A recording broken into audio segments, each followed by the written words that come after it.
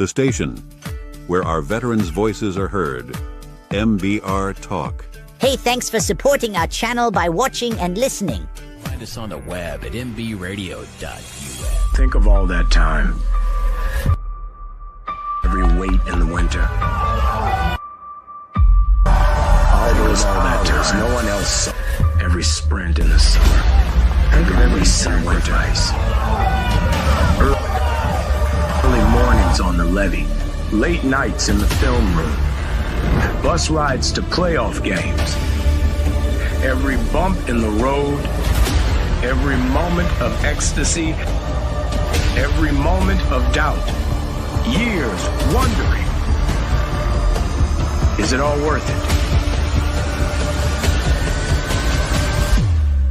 it? It's all led to this. Man, I got this. It's a 60-minute drive for a 60-minute game. After all the miles we've traveled, we're almost there. After all the hours we've worked, one more can make us legends. After all that time, this is our time.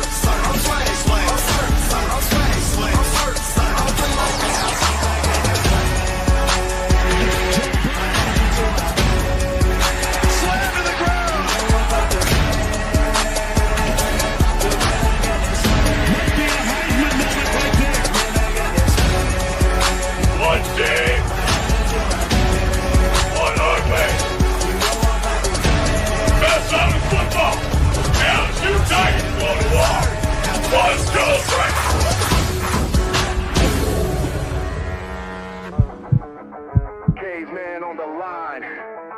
HG got the stats. No filters, no suits, just facts on blast. He seems like no nonsense guy. Like re-emphasize that for the Saints fans out there on TikTok. Caveman. What did you just say? The rebuild starts right now. Marshawn Lattimore's gone. So the defense, like, we're not getting any better. We break it all down like overtime. Looking to get it into space. What a pass! That's Daniel Smith with the game winner! Oh my goodness! And that is why you have Aaron Fry pass the ball. To the backfield floor. No filters, no fake control. We run the plays, we own the soul. It's a real year. That's like you have the best quarterback in the league, arguably, the best wide receiver in the league, and you've got the best edge rusher in terms of total sacks this season. And you're 4-7, and your playoff chances are hanging on by it. Reading the field like a poet in rhyme. Let's make it interesting. We're making it interesting. Breaking down ball like a heat blade. 2 minds, 1 vibe on the same frequency. Oh, let's go! This knocked the arm We see through the hype, call out the thief.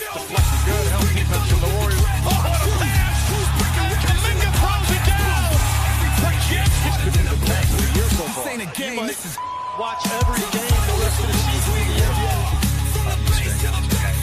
So don't you go stand there. You're never going to see that. You're such a hater.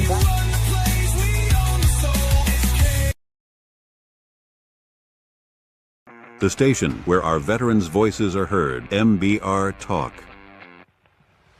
Hey, thanks for tuning in. Welcome, Quack. Program are those of the speakers and do not necessarily reflect the views or positions of any entities they represent. Find us on the web at mbradio.us. You are looking live at Till the Final Whistle, everybody. And this is March. We've got the Final Four set, the men's and the women's tournaments this year. The community bracket is actually cooking. It's cooking up right now. Number 1 right now, isn't it? We got both of them above 90 points already. So I think it's number 1. Here we go. I got the okay. So women's side, it's actually third place out of our entries with 74, but it's still pretty good. Still got 80 possible points. Let's see how we did predicting the final four. Well, we didn't want to be boring and go all number one seeds, but That's how it went down. that's how it ended up going down. So we were right, except for we had West Virginia kind of being the Cinderella to take out Texas. They obviously didn't even get past Kentucky, so is what it is. But yeah, pretty good. Actually, here we go. Now it's my page hadn't refreshed. We do got it's 90 points, and in second place. Our men's bracket's at 90 points as well, and that's in first place, 1 point above Jimmy Covers. And that's, I mean, what I'm gonna just toot my own horn here. That's not Jimmy Covers. He forgot to make one. I gave him one of my brackets, so he's getting the credit, I guess. But like I did all the work, so it is what it is. True. My main bracket's in fourth place, and then your main bracket's right behind. So yeah, whoever it's going to be a big flip though. Whoever wins the Arizona Michigan game, that'll basically. Yeah, it's a toss-up. Probably determine who ends up finishing in first in this because there's a lot of points to be had there. But yeah, 90 points out of the community bracket. How did we do on our final four? Well, we were 75%. It was just Duke choking against the UConn that cost us. Obviously, we didn't even have UConn get to the Elite Eight, but there they were. Yeah, we had Michigan State beating them. But some good representation from the Big Ten in the Final Four. 2 teams made it. There was a real possibility that more could have, but Big Ten probably the most successful conference in this tournament. I mean, you had Nebraska making their first tournament, winning the first 2 games. Iowa to the Elite Eight. Purdue to the Elite Eight. Michigan's and Illinois are in the Final Four. Michigan State made it all the way to the Sweet 16. They had a very successful tournament. Yeah. So I would say that was probably the best conference of the tournament. But yeah, community bracket it's absolutely cooking. Good chance that it ends up being in first place. So good job, everyone. We did this as a community. Good. Okay, man. What which tournament do we start with? We go women's or men's to open it up here? I think we got to go with the women's side. We got to give some credit to these 1 seeds, honestly. I wanted to start with UConn just because of the crazy stat line that Hannah Hidalgo put up. Yeah. Well, here we go. 5'6" and led the team in rebounds. To the Regional 1 Fort Worth Sweet 16 we go. Number 6 seed Notre Dame taking on the number 2 seed Vanderbilt Commodores. Hannah Hidalgo versus Michaela Blakes. Some high-level guard play. And yes, as you mentioned, Hidalgo with the triple-double.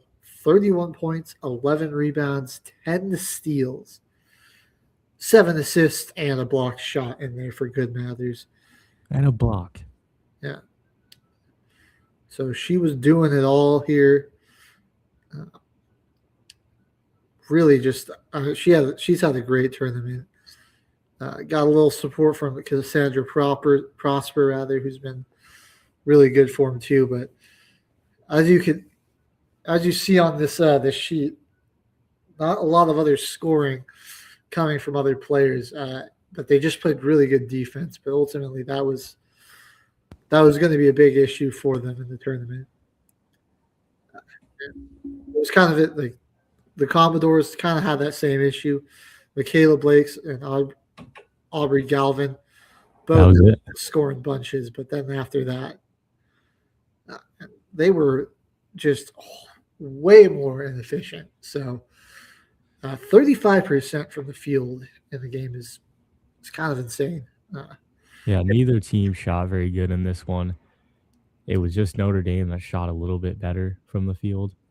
They were 1 of 17 from 3. Yeah.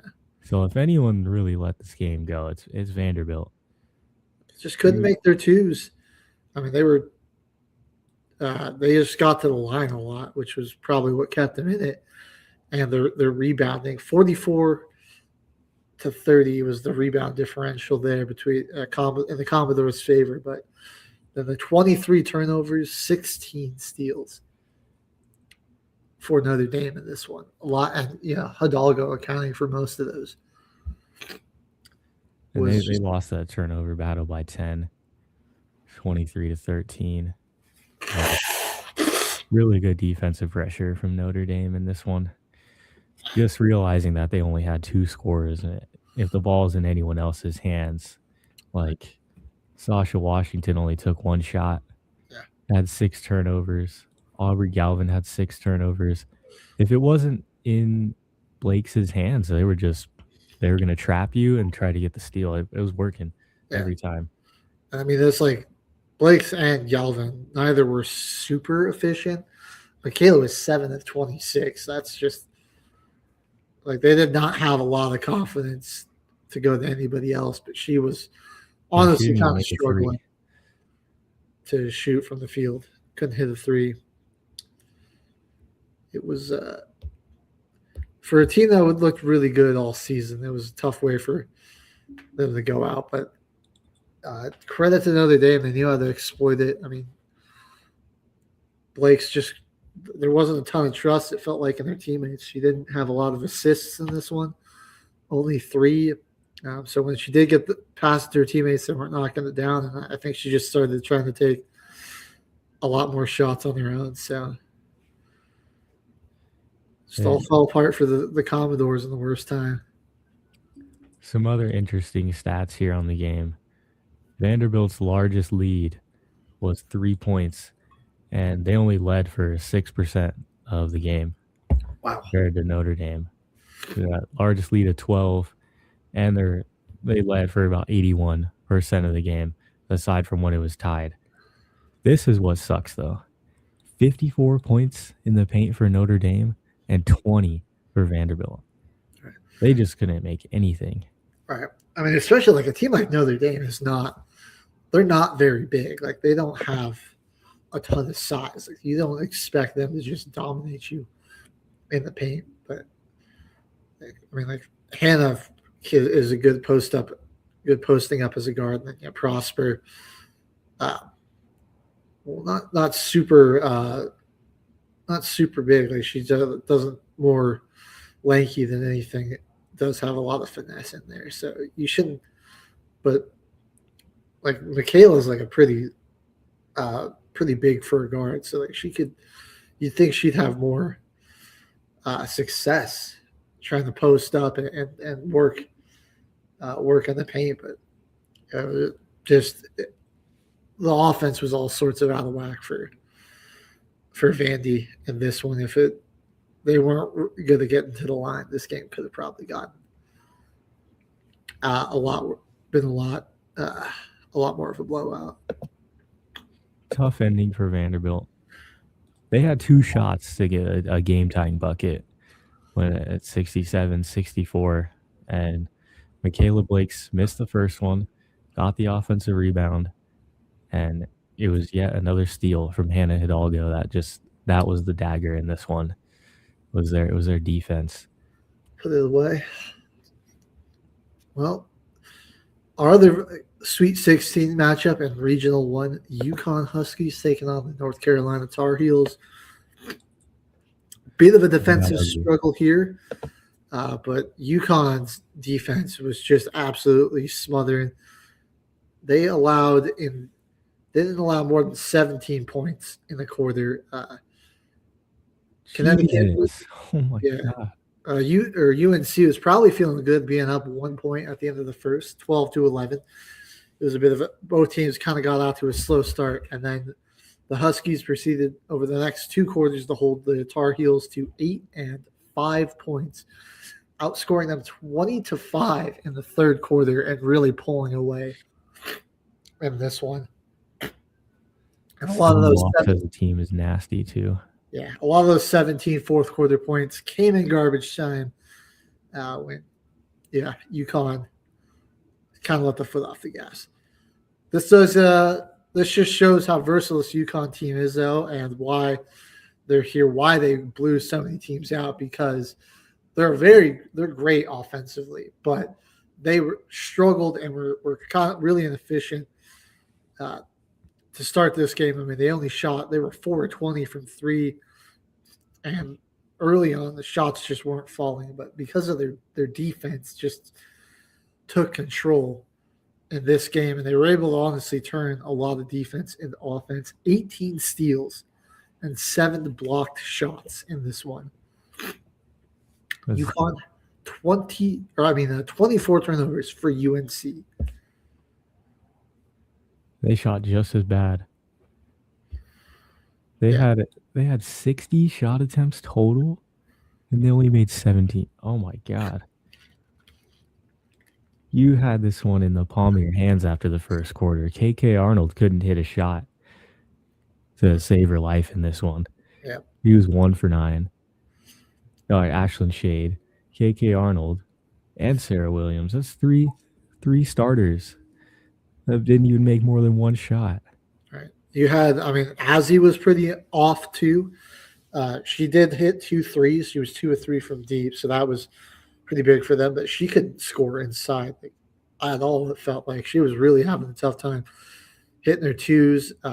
Could drive into the basket, just wasn't working for her. But eventually, she got some of those transition points. There was Sarah Strong and Bianca Quinez who really took control in this game. Sarah with the double-double, 21 and 10. She had 5 steals, blocked 2 shots as well. The other Sarah Williams, blocked 3 shots and had 8 rebounds. So, just relying on their defense and their bigs to make some plays. Bianca herself, 4 steals, 1 block shot. So it was the centers and the forwards out there just really getting into their spots in the post, slowing this game down. I mean, it was really a slow pace, and then it's got away from UConn because they couldn't stop turning the ball over, and that's when the Huskies just started getting into transition and getting more points that way. Quick change in the game plan. You can see it too. They started to play inside out more, and they got away from those 3-point shots that they weren't really able to hit. And in the second quarter, it's 17-8 scoring differential when you start feeding the bigs down low on a team that just really has no chance against them. Yeah, UConn just not one of those teams that you want to get into a battle inside with, because they're going to win that. You want to try to you want to be able to stretch the floor and open up some driving lanes, but when the game gets slowed down like that, everything kind of gets forced inside. You see all those block shots and all those steals. A lot of them are coming from the bigs too. So it's check the points in the paint battle. See, North Carolina did a little bit better than Vandy. Only lost at 36-24. But I feel like they could have had a lot more points, because UConn, to start off, like you said, they had a slower start and they weren't as disciplined. 12 fouls in this one for them. And early in the game, you got to take advantage of that. That first quarter could have been the deciding factor of UConn's first loss of the season, but they let them change it up. Let UConn get comfortable. It was, you start the second up 1, end up hitting a 2 to put yourself up 3, feeling like this game's going the right way, and then it just spiraled to being down by 25 at one point and losing by 21 to end this game. God. Yeah. think with how much there were a lot of bodies hitting the floor, a lot of physicality, but either team ended up going to the line a crazy amount.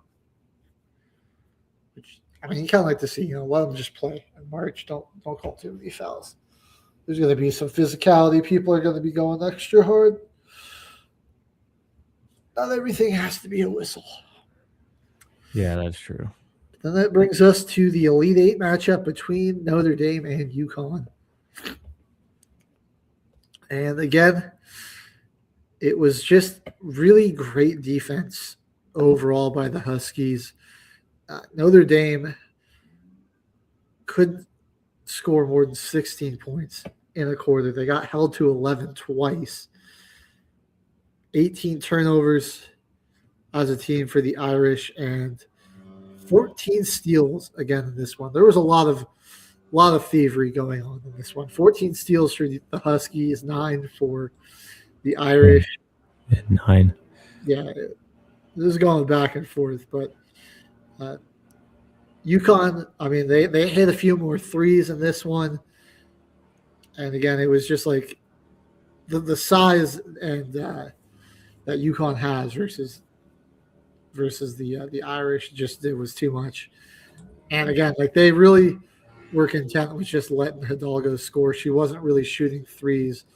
They were willing to give up those 2-pointers inside because they could just go right back down on the other end and match it up. Like give Sarah Strong a post up or, work a play for Azzy or KK Arnold to try to get something. Bianca was, again, fantastic. Killing them. Off the bench, 20 points, 8 rebounds in this one in 30 minutes.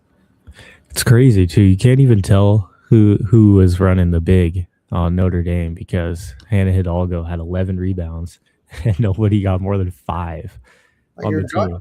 Your 5'6" guard is the one leading you in rebounds, 3 steals and 3 assists as well with her 22. And it is just like they took everything away and tried to make Hannah the one-woman show out there.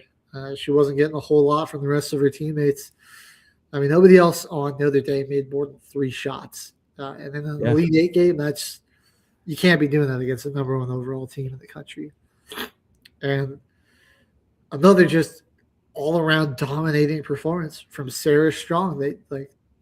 So far, no team has had an answer for her. Cassandra Prosper couldn't hold her down. So we'll see if Joyce Edwards on South Carolina's got the answer. But in this one, Sarah, 21, 7 rebounds, 5 steals, and 3 blocks. Her hands are just, I mean, she's just so smart, like getting in the passing lane or just, I mean, such finesse and just so smart knowing when to poke that ball out. And it just leads to so much transition offense. It's really scary too.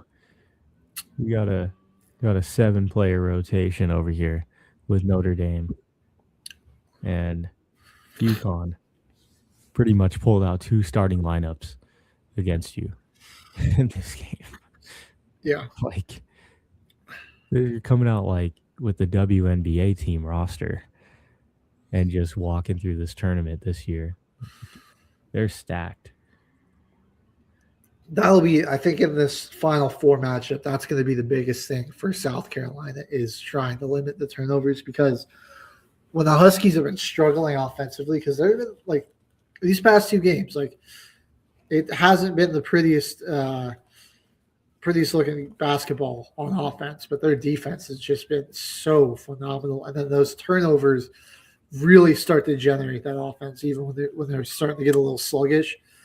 All of a sudden, the steals start ramping up, and you get a little more transition. But UConn can speed the game up, they can slow it down, they can really play at whatever pace they want to. Scariest thing too, their best players are underclassmen. Blanca Quinones, freshman. So it's going to be her and Sarah Strong down there next year because Sarah Williams is a senior. So I already fear for the teams next season. I got to face off against Sarah Strong and Blanca Quinones for the next 2-3 years. Could be Like- looking at 3P if they make it through and win again this year. Oh yeah, But I that mean, is that's for short. That's just what UConn basketball does in the women's side. But hey, nothing is guaranteed as we are going to move down to Regional 4, Sacramento, and discuss their opponents, the South Carolina Gamecocks, who just put out another dominating performance over Oklahoma in the Sweet 16, 94 to 68. And yeah, they just jumped out to a 10-point lead after one and never looked back and just kept adding to it. I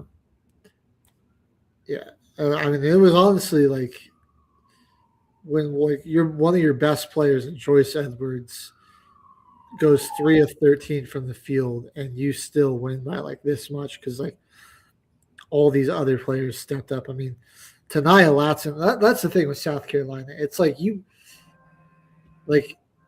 it could really be anyone on any given game. Like Tanaya Latson just went off in this one. 7 of 11 from the field. First of all, her shooting splits, beautiful. 7 of 11 from the field, 4 for 4 from 3, 10 of 10 from the line. Just, well, chef's kiss.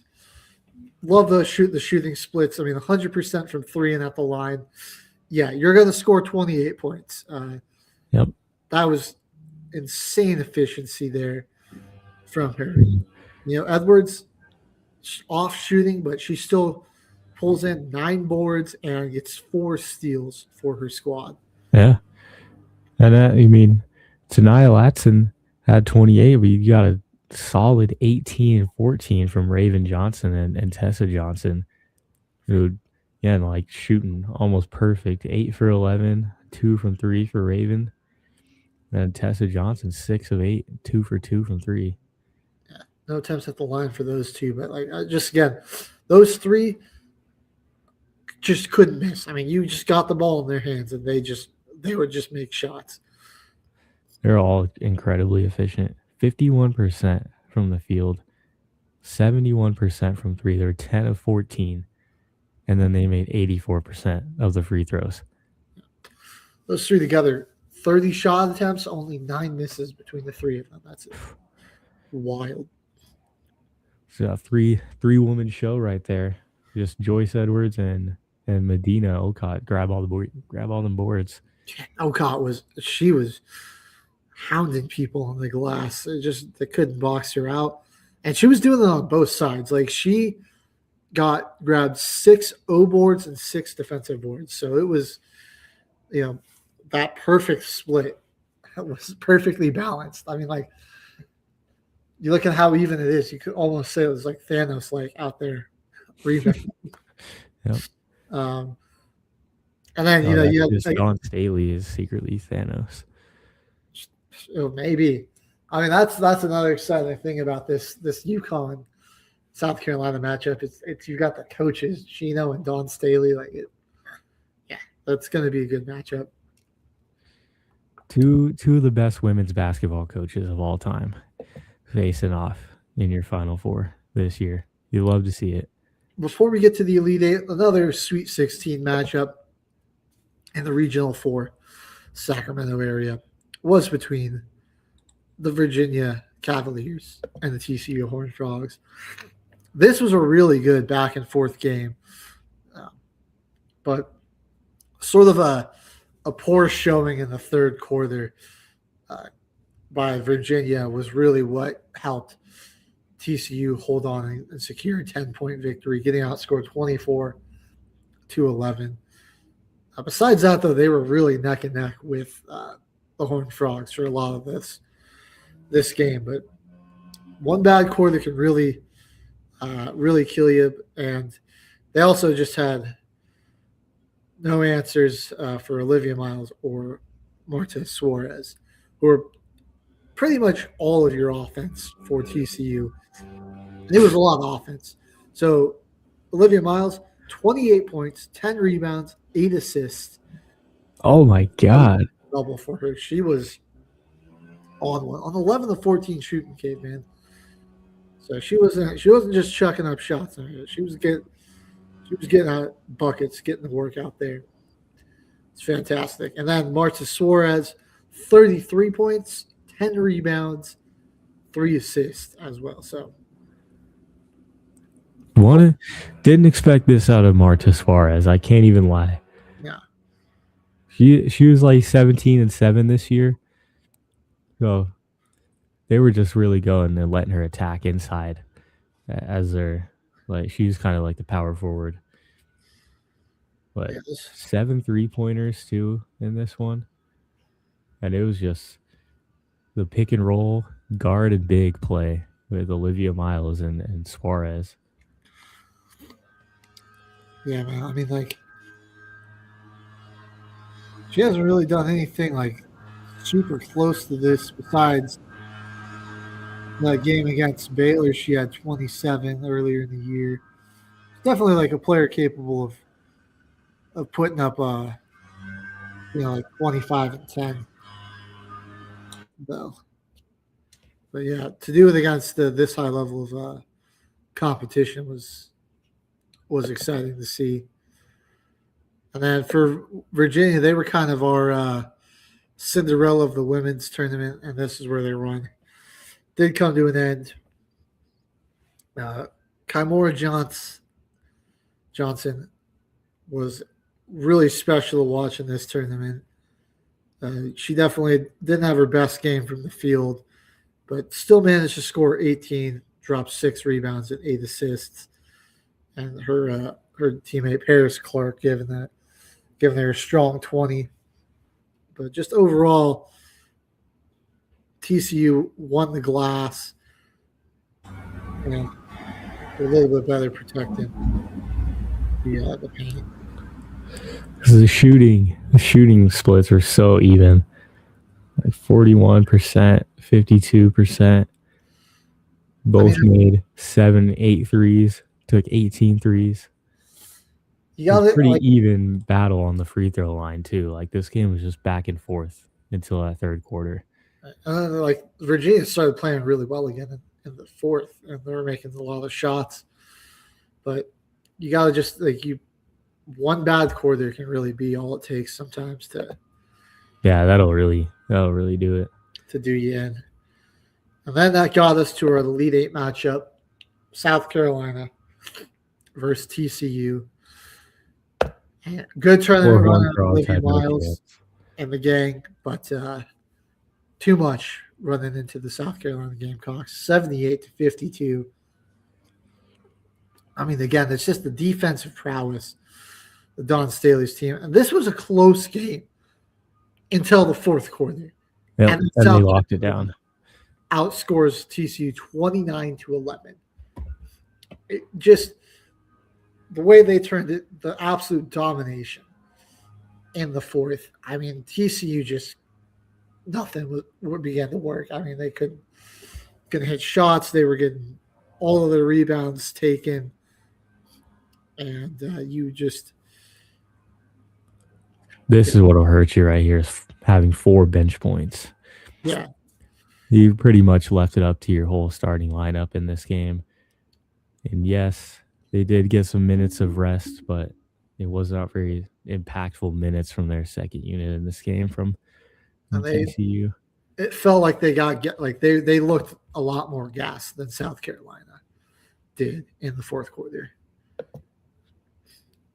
And you can just see the rebound differential was massive in this one. And then 30. Yeah. 52 boards to just 24 for gosh. So I mean, yeah, they had more defensive rebounds that South Carolina did than TCU had combined total rebounds. You can kind of see that they were just getting wore out in this game, in their shooting splits. Suarez was killing it last game, and then 4-17, 1 for 8. I mean, South Carolina just had too many bodies to throw at her, and it She was done. It got There's only so much you can do. You could sense some desperation with some of the shots starting to set in too, and just a wholeheartedly inefficient game from everybody. I mean, Olivia Miles was 6 for 20. Taylor Bigsby 4 for 10 was probably your best shooting percentage out of anybody that took like a high volume of shots. Yeah, Joyce Edwards, quiet against Oklahoma, was alive in this game. 24 points, 12 rebounds, 3 blocked shots, throw a steal in there for good measure. Yeah, why not? 9 offensive rebounds. Oh my God. I was like the big thing was like if she missed, like she put it right back up too. She got a lot of second chance points for herself. No one on UConn or no one on TCU even had more than 9 rebounds. 9 offensive rebounds beat the entire other team. And he had half of the rebounds that TCU got, 12 of 24. Like, holy crap. Like TCU at one point, I mean, had an 8-point lead at one point in this game. They did. They were looking all right. Like they're looking like things were. That was in the third quarter too, so it looked like they had a good chance to really take this down to the wire. And then, the run just started for South Carolina after they went down 8. And I also on just the paint points again, like absolute domination inside there. 18 more points in the paint for South Carolina. 46 is just 28 for TCU. This is a crazy stat line for Dawn Staley. So South Carolina has reached the Final Four in 7 of the past 9 seasons, and she has been the head coach for every single season that they made the Final Four. Wow. So, yeah, she's one of the best to do it in women's hoops. This is a rematch of last year's Natty in the Final Four. UConn. That's true. South Carolina. The game that what a game Paige Beckers had though in that national championship. That she scored 40? It was like 35-40 in that. Yeah. I do like Azzy. Azzy's a really good guard as well, but I don't know if she's got the same level of shot creation that Paige Beckers has for herself, because Beckers was a good deal taller. Like she could, like her fadeaway jumper was butter. It's going to be an incredible matchup because these are two really deep teams. The Johnsons, Tessa and Raven have been there for a while. Joyce Edwards is having a fantastic season. The battle of her against Sarah Strong is going to be great. These teams both have great depth. They play amazing defense. So the turnover margin and rebounding are the two things. I like who can win those battles because with how good these teams are defensively. I don't expect there to be like a lot of shot making. I think it'll probably be a lower scoring game. You're probably going to see lower shooting splits, but it's going to be that clutch time shot making. Who can you trust in those big moments to just go out there and get you a bucket, make some clutch shots? Yep. Will also be huge in that game. So can't wait for that one. 6.5 point spread for UConn. 6.5 point favorites. This game is going to come down to the last shot, though. It's definitely going to be one of those games. Yeah. Well, shifting back over to the right side of the bracket, Regional 2, Sweet 16. We have a fantastic 3-2 matchup in the Sweet 16. Duke and LSU. Down game-winning shot was nuts. Yeah, a perfectly even fourth quarter, and like you said, like a last second shot to really take the win for the Blue Devils. But a lot of fun this one was. It really surprised me about Duke, man, because first two rounds of the tournament, LSU scored like 217 points or something like that in the first two games. And Duke's defense really showed that they had some cooking. Toby Fournier, despite being a lot smaller than a lot of the other bigs that she's played against, been really solid this tournament. She's been really good. Like, we'll get to it in the next game, but her and Lauren Betts were just battling it out. I mean, you put up a good night against the number 4 projected player in the WNBA. You're getting the respect. Yes, you are. And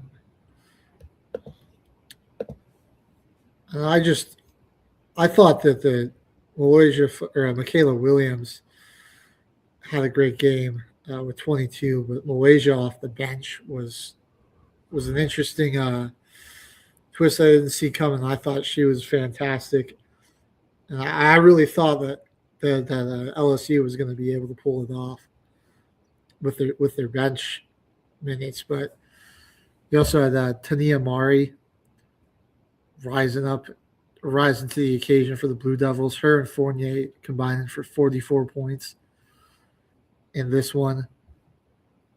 And you just look across the board, so evenly matched.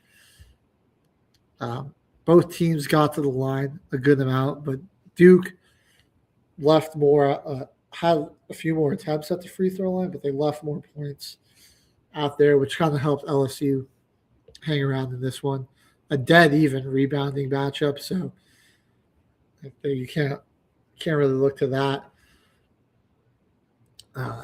They were dead even in turnovers, but there was a bit more playmaking for Duke, which I think made a bit of a difference for them, especially down the stretch where they got outscored 25 to 20 in the third. So we're going into the fourth trailing, but to sort of engineer that comeback and get that final shot was just their ability to play make, and LSU's offense definitely at times got a little stagnant.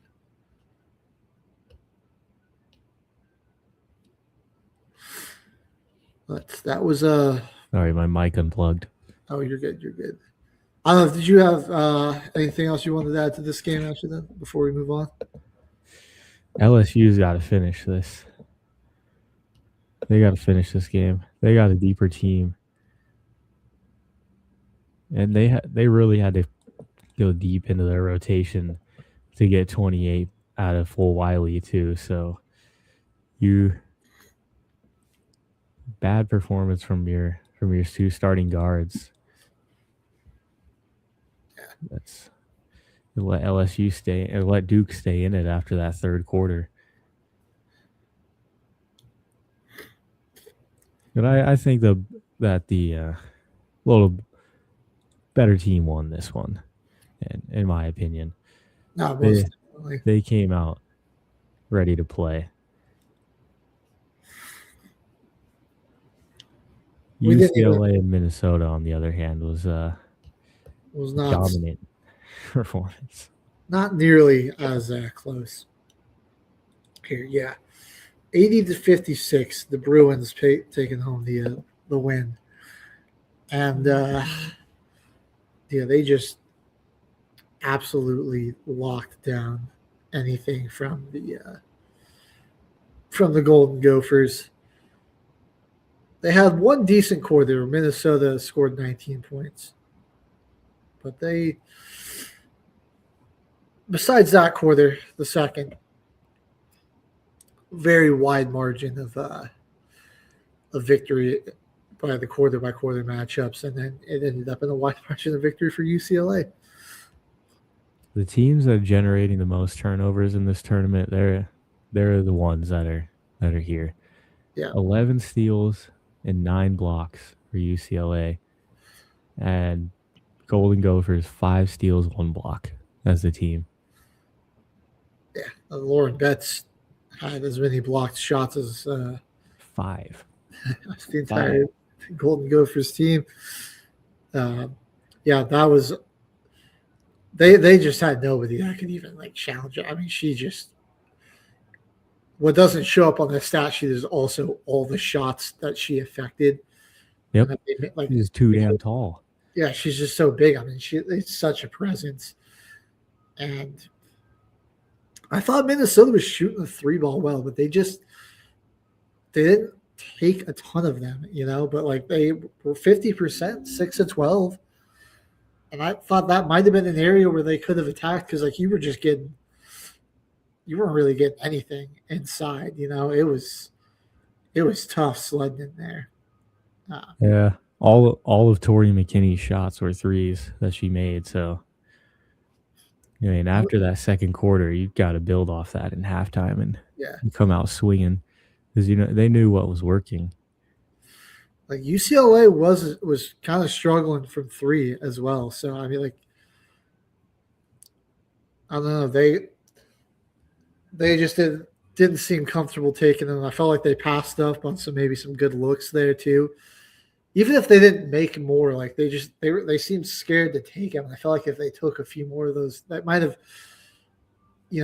drawn the Bruins out more often, and they could have, like at least opened up some better driving lanes because it was just crowded in there, and then too often then they ended up just like having to try to throw up a really tough layup with Lauren Betts right around the rim or kind of settle for an awkward jump shot. They're just like you let a few more threes fly. Maybe this game's a little closer. Just a whole lack of confidence to let it fly though. Good run in this tournament from Minnesota though. They kind of just need some size, and they could be a pretty solid team in the future. At least a 4 seed coming out of the Big Ten, and women's right now is pretty good because you got Michigan and UCLA are already up in the top. You're competing with Oregon, who made it. Like, there's some good teams in there. Yeah, Illinois and Nebraska both also made it. From the Big Nebraska Ten. Made it, and they were all in the same region. That sucks. Ohio State, can't forget about them. They were and Maryland, Syracuse, Illinois, all these Big Ten teams in the tournament this year. Washington USC in there. Yeah, man. The Big Ten, Iowa, can't forget about Iowa. Yeah, came in as a 2 seed. The Big Ten crushed it in basketball this year. They did great. Big Ten's kind of been, at least in college football and basketball, man, they've been on the up and up. I mean, like a lot of teams from the Big Ten doing really well. Past 2 college football champions have been Big Ten teams as well. So some nice big name coaches too. Like they're starting to take over those two. I would say the main 2 college sports, or like the big 2 at least in the country. The Big Ten starting to take it over. Yeah, they've been really good. Which region are we heading to next? Well, we still got our Elite 8 matchup. Oh yeah, UCLA. And Duke was actually winning this game by 10. They had a 10-point lead, and again, it was a tale of 2 halves because the Blue Devils were getting a lot of good looks. They were scoring. They looked really efficient. They were playing good defense. And then in the second half, just a complete 180. They were giving up some easy looks, and they couldn't score. They only managed 19 total points in the second half, 8 in the third quarter, 11 in the fourth. So just a complete 180. And again, they just couldn't make a 3. They at least stopped shooting them, but 1 of 13, man. Yeah, Look, if you like 3-pointers, this wasn't the game for you because there was only 3 total made out of 27 attempts. Because UCLA wasn't much better, 2 for 14. Yeah, we saw 3 total made threes in this game. It's real. If you like watching a center go crazy in the post inside, pick up back-to-back games with 5 blocks, 10 boards, and 23 points On in 9 of this 14 double-double. shooting. Warren was super efficient in this one. Like, defensively, Fournier was really doing for the best that she could. Those misses from Lauren Betts were pretty affected from Toby. But it was really Taina Mare going crazy. Almost had a triple-double in this game for 4 Duke. steals for her as well, so she was getting it done on both ends of the floor. Yeah, she tried to will her team to victory, but it just, like I said, like you look at like Delaney, Fournier, Riley Nelson, 13, 12, 10. Like they were, a lot of those points came in the first. Like they all went cold in the second. And then I think fatigue, that plays a factor because you look at the bench minutes and points versus UConn. Again, like UConn only had 2 other players come off the bench, but Angela Dulick played for 30 minutes and scored 15 points while picking up 6 rebounds and 4 assists. Like just a lot more production there. That first half, Duke was really benefiting on both of these teams having a smaller rotation because Lauren Betts is really your most efficient shooter other than Gabriella Jaquez and Charlize Leaguer Walker in the starting lineup. Kiki Rice was 2 for 10. That's like your second option in this offense.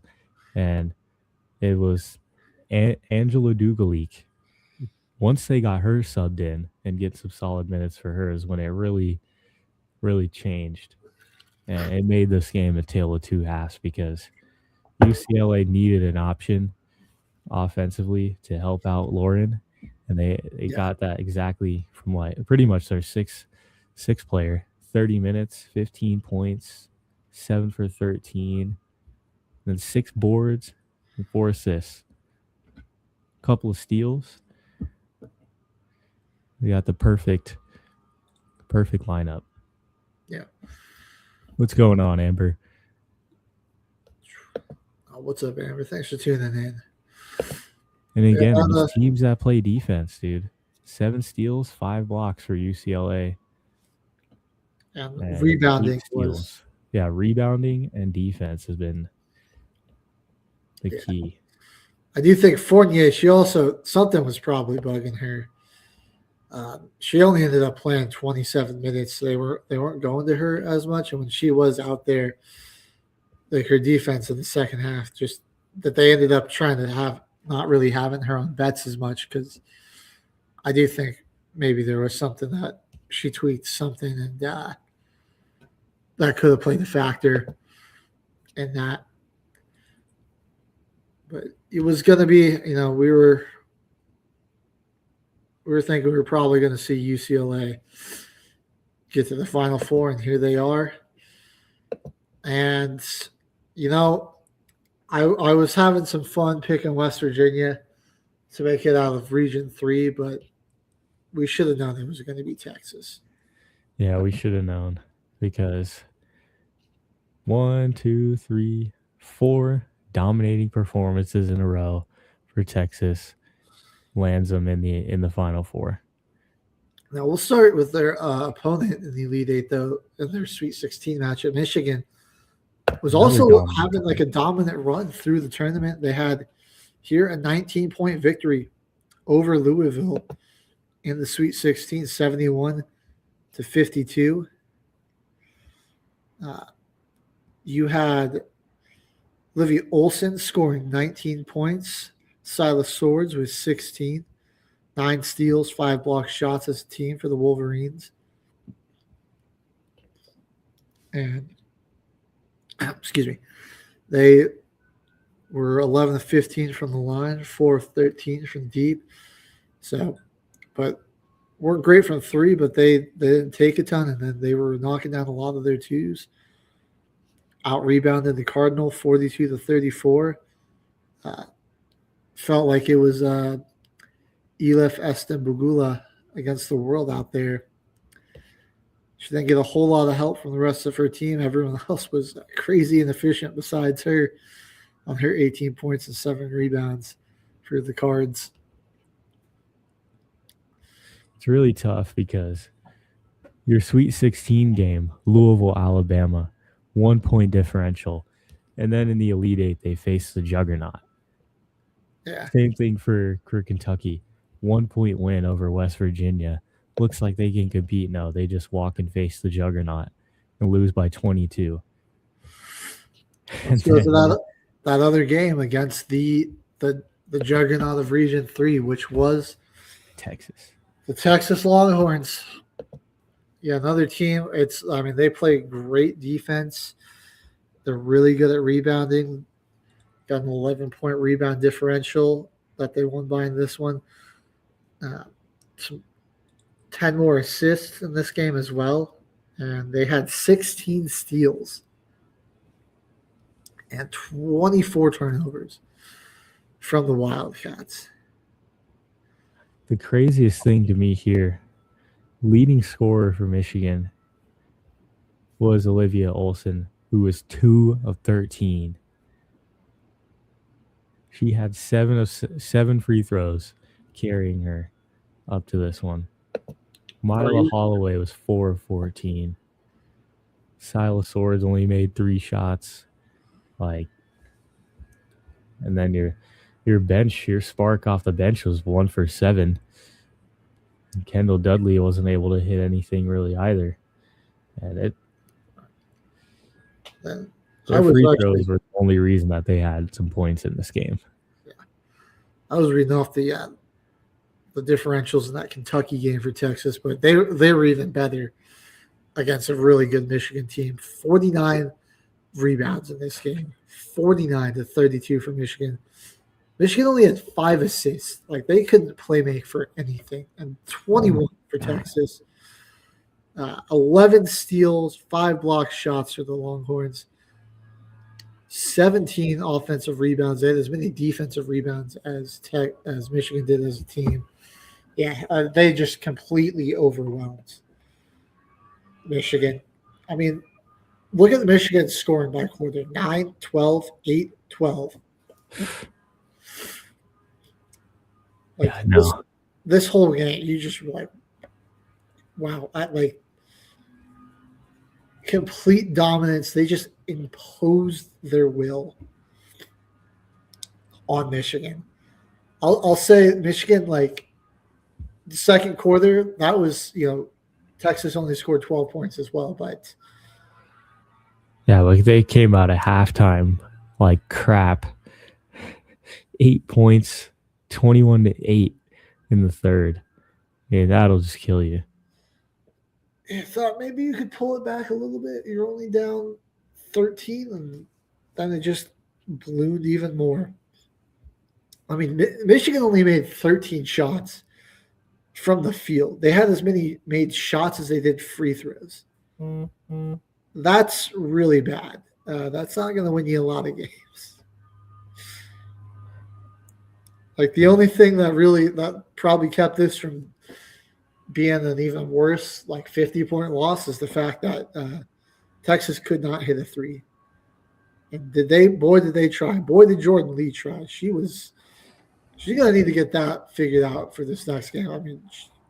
That's not going to help you in the Final Four. The rest of your team dominated, but you shooting 2 of 17, girl, what are you doing?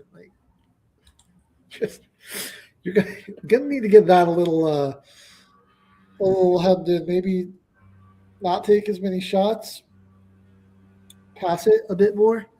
Yeah. 3 assists. So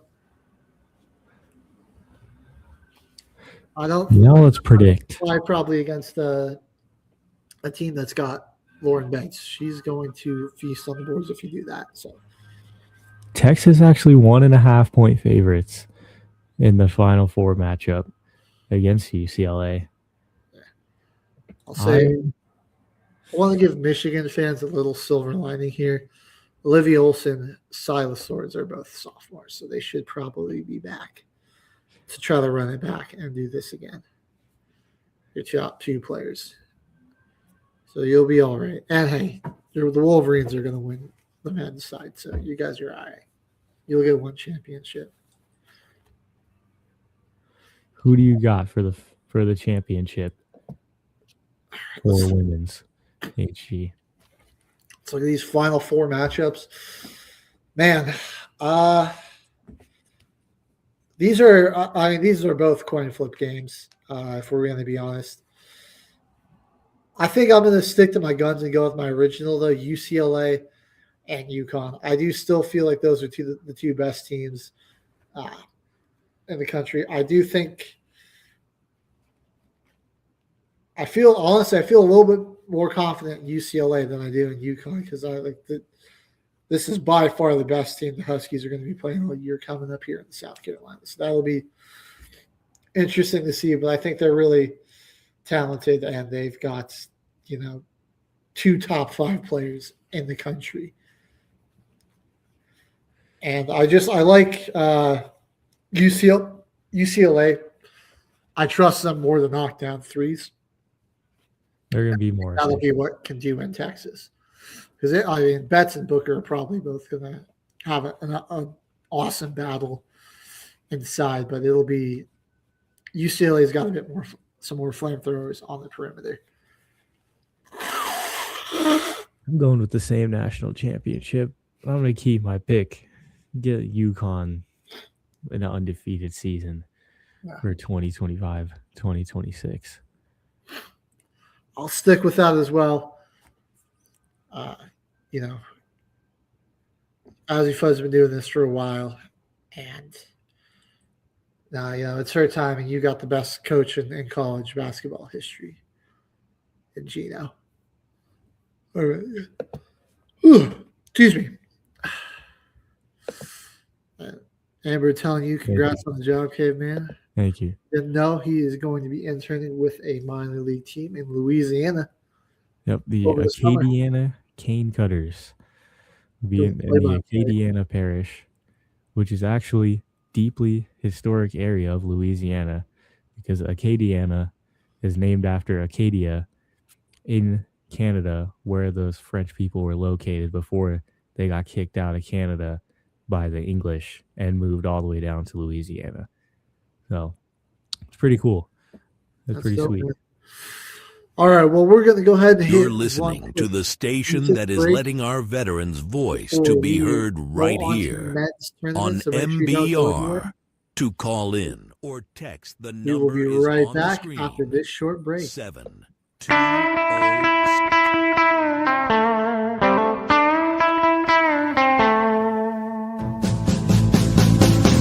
Been a little crazy, and I haven't had much time. Crazy, it gets me the more you're on my mind. Thought of you and the things you do got me spinning.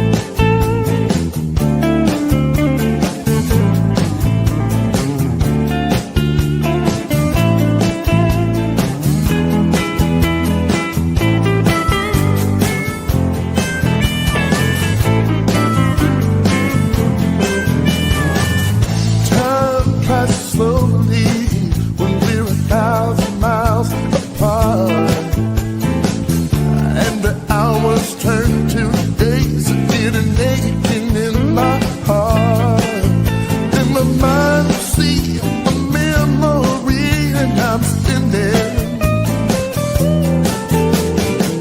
I'll be home tomorrow.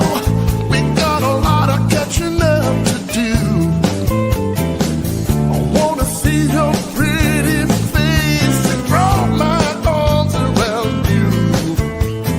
Hold you tight all through the night and do some spinning. Got me spinning around and round. My feet are nowhere near the ground and I'm spinning. I'm spinning. I'm spinning. I'm spinning. Yeah. I'm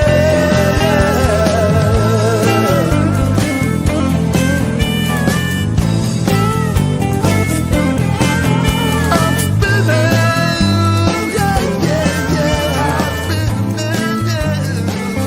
Don't you know that I'm spinning? Even ducks know the calmest waters come after the storm. Whenever things get rough or it feels like you're at the edge, remember this: storms pass. Tough times don't last, but tough people do.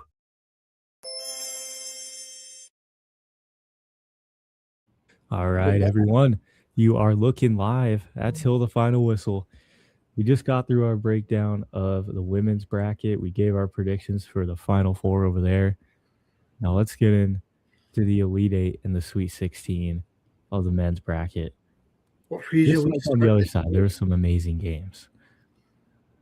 All right, where do we want to start? We want to go Midwest or West? Tough choice, man. There's some fantastic games in both. I'll let you pick. You know, I'll let you pick this one where we start off here.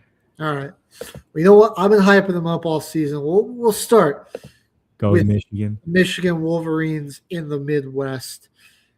First of all, they got a tough matchup against the Alabama Crimson Tide in round one. And Bama looked great to start this one, man. They were hitting all these threes. They were forcing turnovers. They were getting out in transition and going.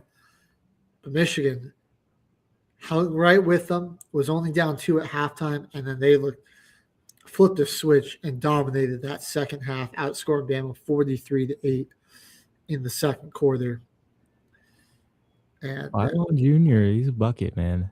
He is. Alabama's got something cooking. I wonder how many years he's going to even – I mean, he might honestly be going in the draft this year. He's a sophomore, but he might declare. I mean, he was 12th in points per game. Averaging 22, shooting 50%. Yeah. I mean, the kid showed like a ton of moxie in big games. He scored 35 in this one, knocking down 6 threes. He also had 7 boards, 4 assists. He was fantastic. He was really good. But, yeah, Michigan just – what was big for them, man, they stopped the dumb turnovers and they started hitting some more shots. And when Michigan was able to get that half-court defense set, it was a lot tougher for Alabama to score. They weren't getting they were running off of the missed shots, off of turnovers, and then Michigan would be out of place. And so Bama would either be really good at just going and attacking the rim and getting an easy 2, or they'd kick it out for a 3. Yep. And hit that. But once they were able to get set, that's Bama's big problem. They score almost exclusively at the rim and in the paint or from 3. They don't really take any shots anywhere else. It's all in the key or beyond the arc. I mean, that's just their sets, really. Their actions always. That's where the best shot always ends up being, and they're just really good at getting to those spots. And man, Yaxel, dude, he's been just so good in this tournament. Again, he had another fantastic game. Some clutch shot making. He goes 8 of 12, knocks down 4 threes. He's 23 points, 12 rebounds, 7 assists, 2 steals as well. You had Mara. He had some great rim protection, 2 block shots, but he was also just, 7-2. He was making like a lot of those guards uncomfortable trying to take a shot on him. And then Rodney Gale, Trey McKinney off the bench, man, brought some spark and some life with their 3-point shooting. And they scored 16 and 17 respectively to really help that starting lineup out that wasn't off to the best start. And yeah, they ended up getting more minutes than Naomi Burnett, who started in this one. But like I said, that the length of Michigan just eventually they were able to overwhelm Alabama, and when Michigan was making these shots, it really hindered Alabama's defense. Michigan was like, no, you guys are going to play at our pace. And, you're going to have to actually run some more offense if you want to keep getting these threes, or if you want to score inside.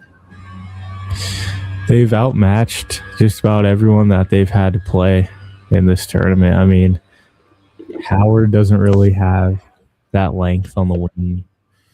St. Louis had a few guys, just not enough to really match up fully.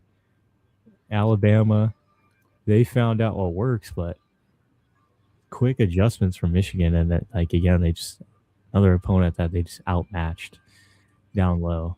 It's like the only thing that really has been Michigan's weakness is they haven't started games super strong. I mean, like that Howard game was like they led like that entire time, but like in the first half at least, like you're like, man, like Howard's not entirely out of this, but then like again they were just way better in the second half, and that was kind of the case against Bama. I mean, like Bama at one point, I forget how big the lead was, but they did have like a let's see. They really had to prove it in the second half. Yeah, I mean, like Bama was a good job. Up by 9 at one point, so you're like, okay, like, yeah. And I mean, that was coming off of like them hitting a bunch of threes, and I mean, like the energy of that place seemed like it was really flipping towards Alabama's way, but then Michigan just amazing adjustments to really shut down Alabama in the second half.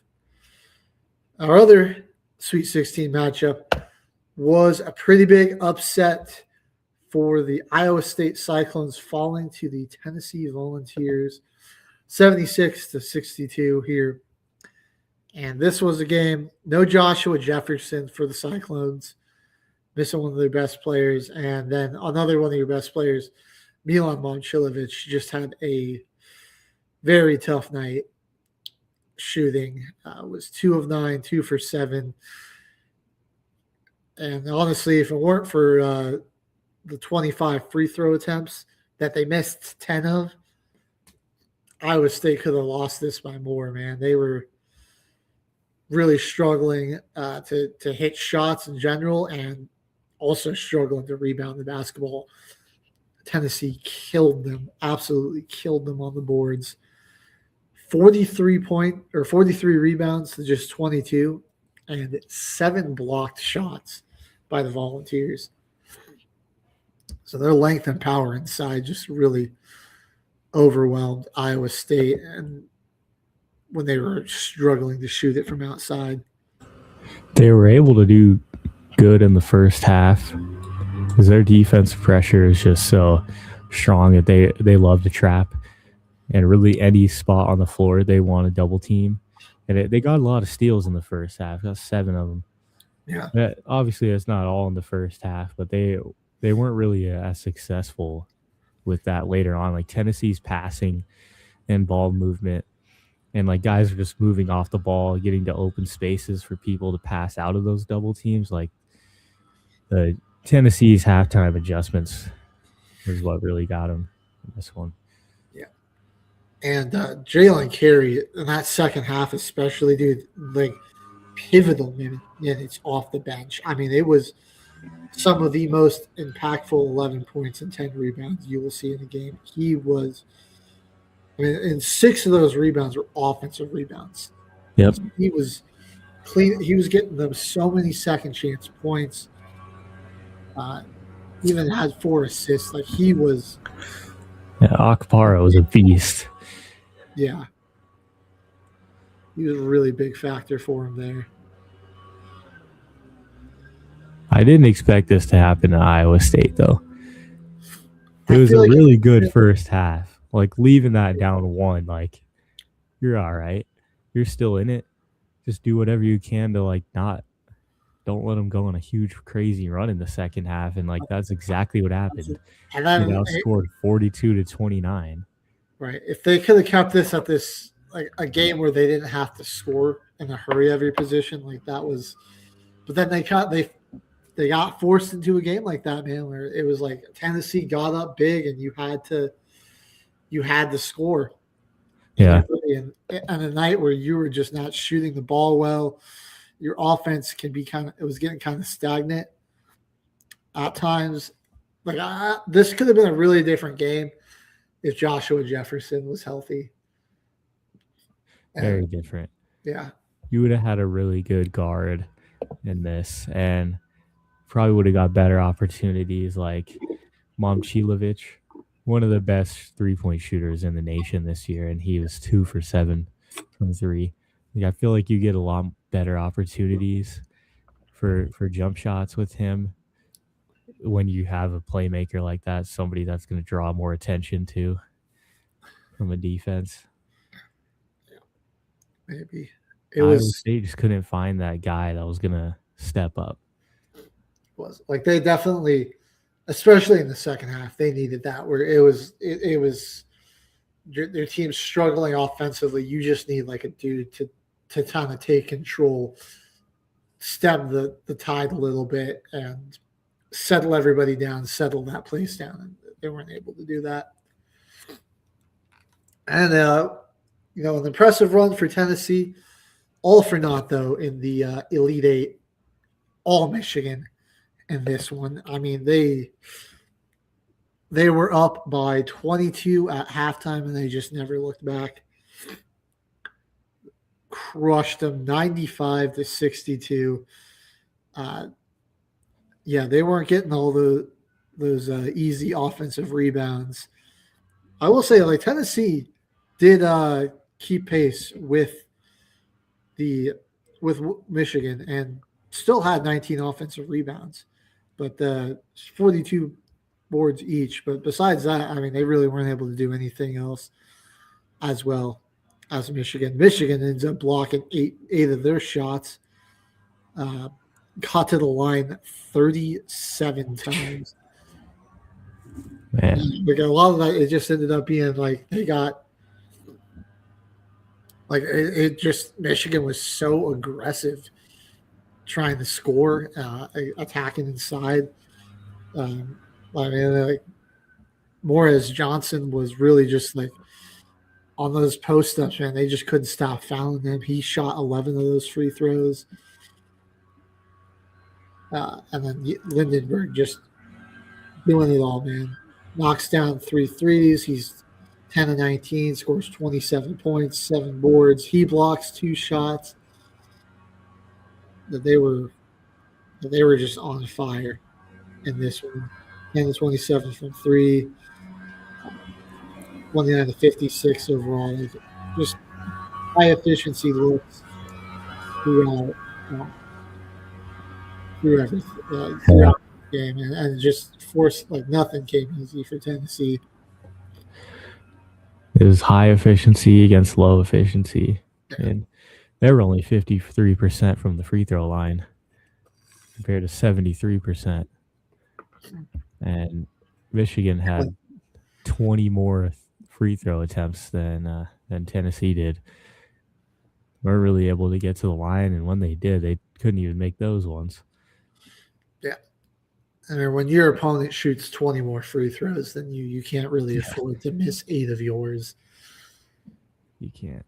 But like I said, I don't know if anything would have really made a difference. Like they got some extra shot attempts because they're all their offensive rebounding, but they just couldn't. That didn't matter. They couldn't convert. Like they took 20 more shots in this game than Michigan did, and made 5 less than Michigan did total. So they couldn't hit a three either. 5 of 26 from 3. Couldn't buy one. Couldn't buy one. Michigan just barely had to make a few more. Right. Honestly, I think that's honestly probably why Michigan just had less offensive rebounds. They just made a lot more of their shots. They were just making them. Yeah. So he does like to play pretty quick sometimes. That's kind of how they went on a big run against Iowa State. Like when you're getting the ball out of the net, you can't really run with that much pace. Yeah. You can't really they're slowing the game down just by making shots. And they're able to get back on defense.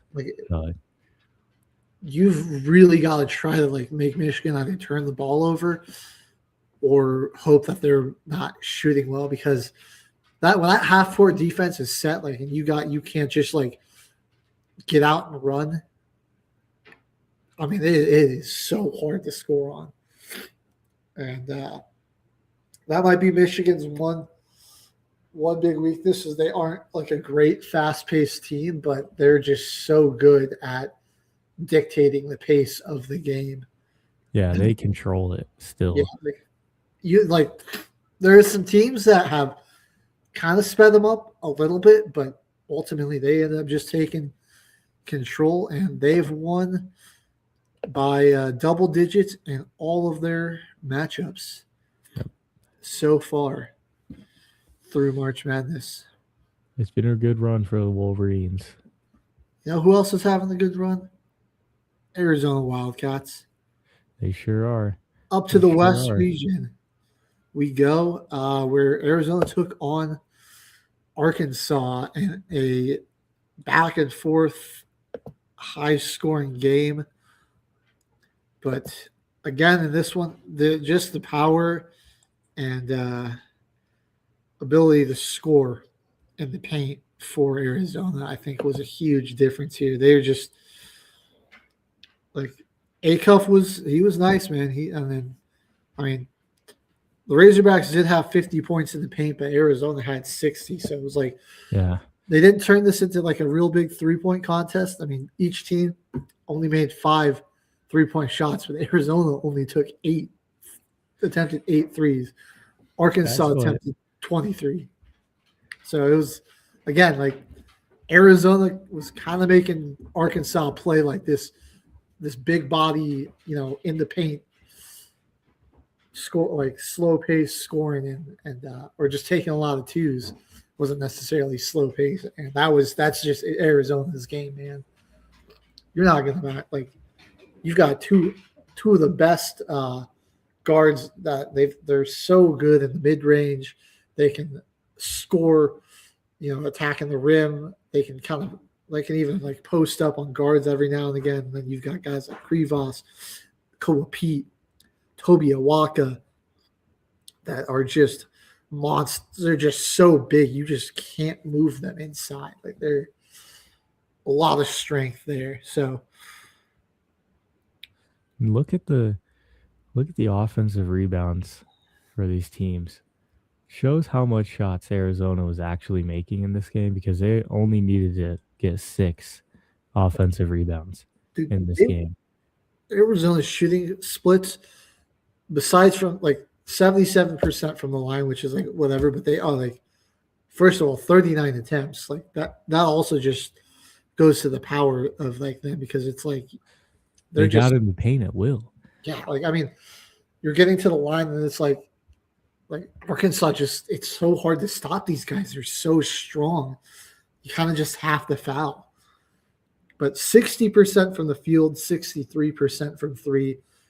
Yeah, it was a high level shot making from Arizona. I will say Acuff, man, kid's gonna be great in the NBA, dude. 28 points. He got to the line 14 times. not much of a rebounder, but as a guard, like I think if he works on his playmaking a little bit, like I've seen some people compare him to Allen Iverson, and I see it. Like I can see where He like, has that level of yeah, explosiveness that like Allen Iverson, Kyrie have off the dribble. right. Like, He's going to be really good. explosive off the dribble and acrobatic and creative with how he scores. Really all over the court. Like he can go up among the trees and the Giants, score at the rim, get to jump shots and everything. So yeah, he's gonna be all right in the NBA. But like just Arizona, man, they are just so deep. You look like They're every too good. starter scored at least 14, and then you also get Toby Awaka scoring 14. Del Orso off the bench also gives you 8 points. Like, and Toby's your leading rebounder off the bench, dude. Like it's crazy. It was a pretty clean game of basketball too. There wasn't there was a lot of frustration fouls from Arkansas. It caused Billy Richmond to get ejected, and he was their third highest scorer in this game for Arkansas. So that is just shooting yourself in the foot.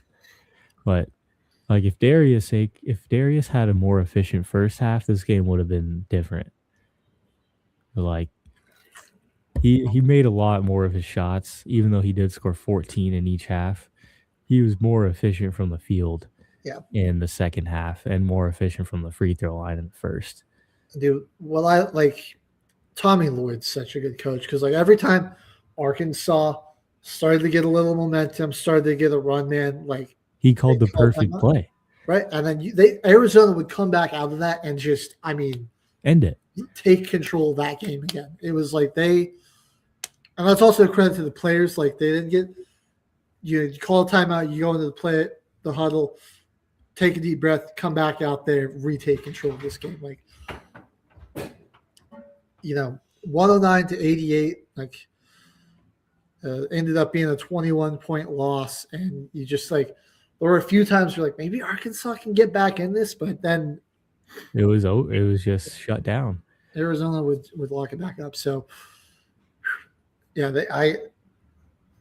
I think what this tournament proved, even though Duke ended up as the number one overall seed, the number one overall team going into the tournament just by the top 25 rankings, I think Arizona and Michigan have proved that they were the two best teams. They were the two best teams.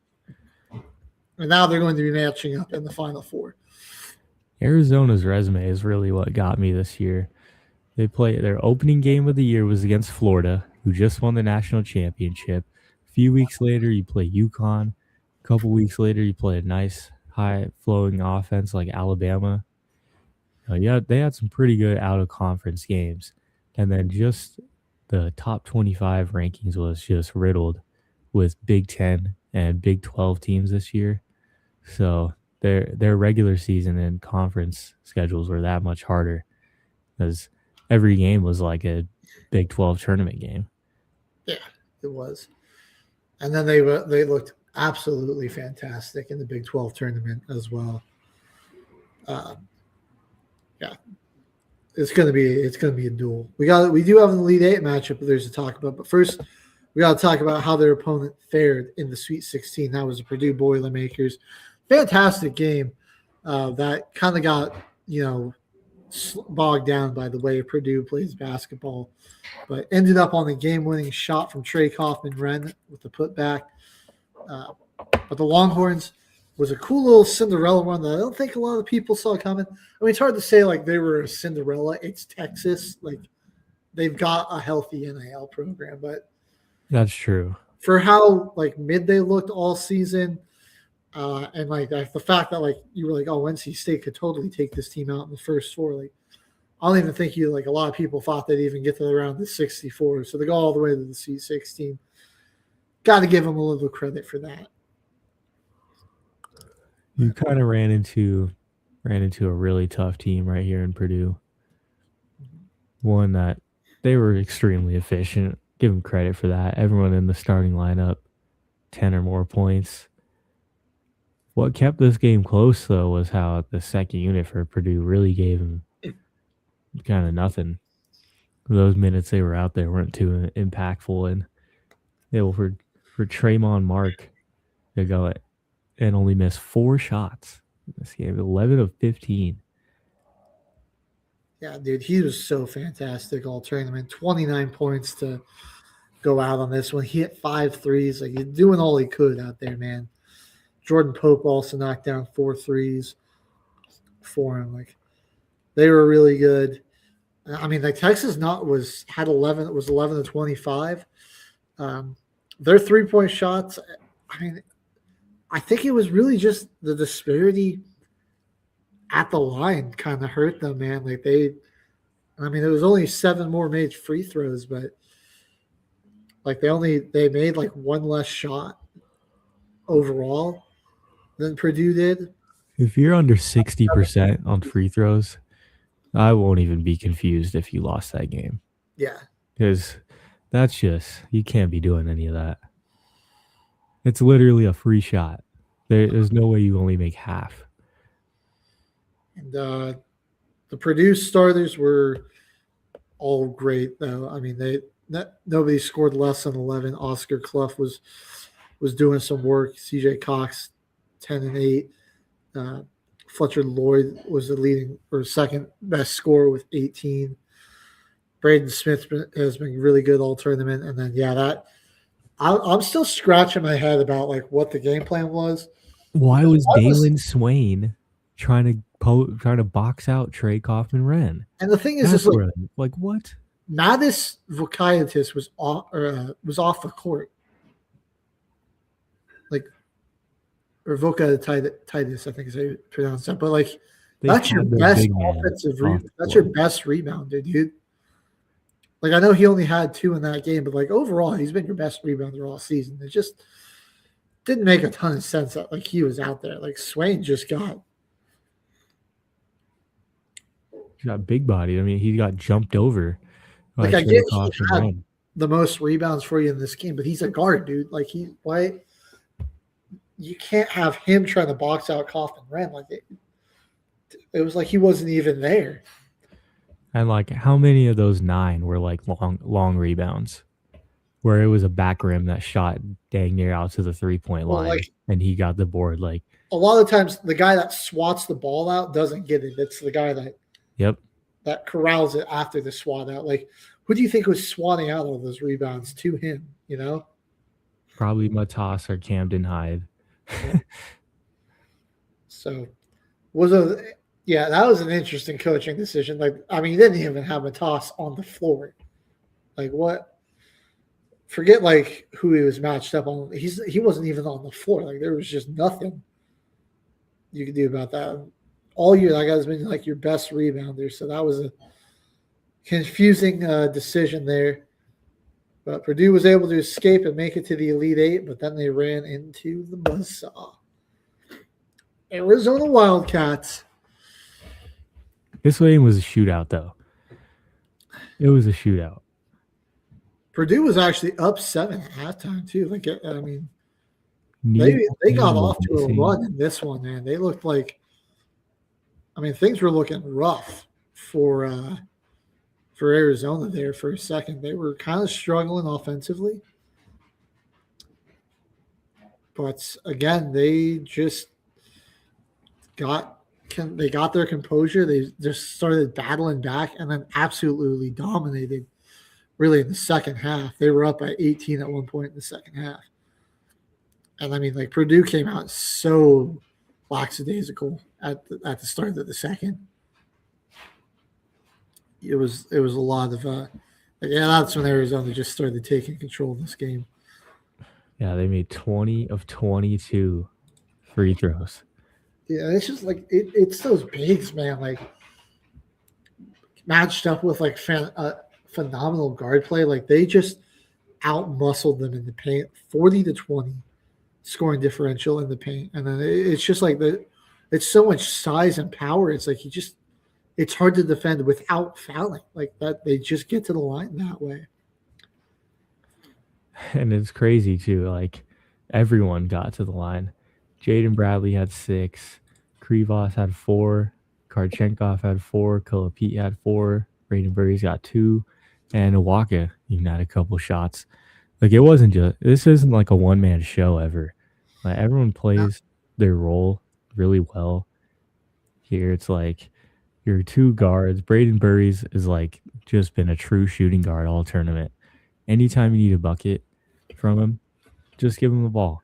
Just give him the ball. He'll score. Made 4 out of Bradley. Arizona's 5 threes in this one too. Like giving them a little explosion from beyond the arc. Those are all of his made shots too. Yeah, I mean it's always like a different guy leading and scoring. Like this time it's Kolopet, but like you got Gorchenko dropping 18 and 8 as well. Krivos has 12 rebounds. You get 14 out of the Burries and Bradley. I mean, the team just does it all. Those offensive rebounds from Kolopet and Krivos too, like getting 9 combined. That's where most of Kolopet's points came from, was his second chance points down low. He found his positioning inside really well. And it's because Oscar Clough was kind of getting big-bodied by Kolopet. I can't even lie. Because you had Kaufman-Wren on Krivos most of the time. And it was mainly like CJ Cox and Oscar Clough trying to guard him. He was just out-muscling them down low.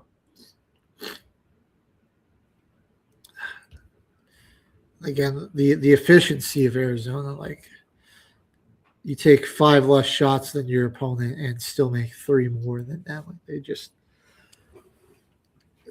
tough team to slow down. I mean, you can't like just try to eliminate one guy or force it all on the one guy's shoulders, because like the whole starting 5 is just any going of them on any given night could be the main threat. You know, it's besides Owaka and Del Orso, they don't go very deep into their bench. But I mean, in games like this, you're not going to anyway, so it doesn't even. I don't think that matters that much, anyways.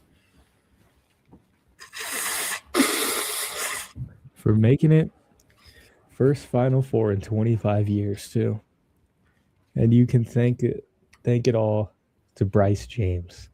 It was the reason to the Arizona in January, because that's how you get 2 5-star freshmen, Kolopet and Bradenberry's, to both be committed to the school in less than 5 months later.